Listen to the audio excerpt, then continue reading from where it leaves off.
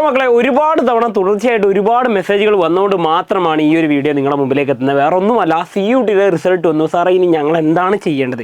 ഈ ഒരു ഡൗട്ട് ഒരുപാട് പേര് ചോദിക്കുന്നുണ്ട്. അപ്പോൾ അതുകൊണ്ട് ഞാൻ പറഞ്ഞുതരാണ്, CUTയുടെ റിസൾട്ട് വന്ന കാര്യം നിങ്ങളെല്ലാവരും അറിഞ്ഞിട്ടുണ്ടാവും. അപ്പോൾ റിസൾട്ട് കിട്ടിയതിന് ശേഷം നിങ്ങൾ എന്ത് ചെയ്ത് അത് വെയിറ്റ് ചെയ്തിരിക്കരുത്. കാരണം നിങ്ങളെ ഏതെങ്കിലും ഒരു യൂണിവേഴ്സിറ്റി കോൺടാക്ട് ചെയ്യാൻ പോകുമെന്ന് വിശ്വസിക്കുന്നുണ്ടെങ്കിൽ അത് തെറ്റാണ്. കാരണം എന്ന് പറഞ്ഞാൽ ഈ പറഞ്ഞ CUTക്ക് നിങ്ങൾക്ക് കിട്ടിയിരുന്ന സ്കോർ കാർഡ് എന്താണ്?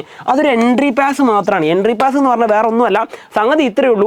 അതായത് നമ്മൾ പഠിക്കാൻ പോകുന്ന സമയത്ത് 10ാം ക്ലാസ് നിങ്ങൾ പാസ്സായി, 10ാം ക്ലാസ് കഴിഞ്ഞ് +1 നിങ്ങൾക്ക് എവിടെയെങ്കിലും അഡ്മിഷൻ കിട്ടണമെങ്കിൽ നിങ്ങൾ എന്ത് ചെയ്യണം? 10ാം ക്ലാസിൻ്റെ റിസൾട്ട് വെച്ചിട്ട് അപ്ലൈ ചെയ്യണം. അതുപോലെയാണ് CUT കിട്ടിയ സ്കോറുകൾ.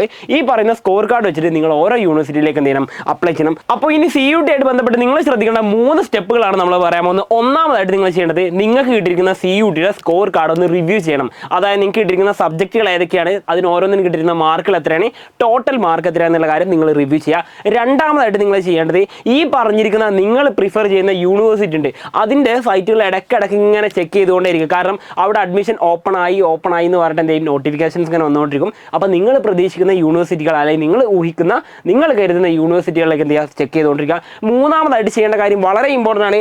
അതായത് നിങ്ങൾ അപ്ലൈ ചെയ്യണം. ഓൺലൈനായിട്ട് ഓരോ യൂണിവേഴ്സിറ്റിയുടെ സൈറ്റുകൾ ഓപ്പൺ ആയി വരുന്ന സമയത്തും അതിലേക്ക് നിങ്ങൾ അപ്ലൈ ചെയ്യണം. അതായത് 10ാം ക്ലാസ് റിസൾട്ട് കിട്ടിക്കഴിഞ്ഞതിന് ശേഷം നിങ്ങൾ +1 അഡ്മിഷൻ കിട്ടാൻ വേണ്ടി നിങ്ങൾ എന്താണോ ചെയ്തത് അതുപോലുള്ള പ്രോസസ്സ് ഇനി ചെയ്യണം എന്നർത്ഥം. അപ്പോൾ കൂടുതൽ അപ്ഡേറ്റ്സും കാര്യങ്ങളൊക്കെ എന്ത് ചെയ്യും? നിങ്ങൾക്ക് ഈ പറഞ്ഞ 2 ചാനലുകളായിട്ട്, നിങ്ങൾക്ക് ഈ പറഞ്ഞ 2 അക്കൗണ്ടുകളായിട്ട് നിങ്ങൾക്ക് ഡീറ്റെയിൽ ആയിട്ട് കിട്ടും. അപ്പോൾ കൂടുതൽ വിവരങ്ങളും അപ്ഡേറ്റ്സും കാര്യങ്ങളും എല്ലാം തരാം. വീണ്ടും കാണാം. It's me സൽസബീൻ.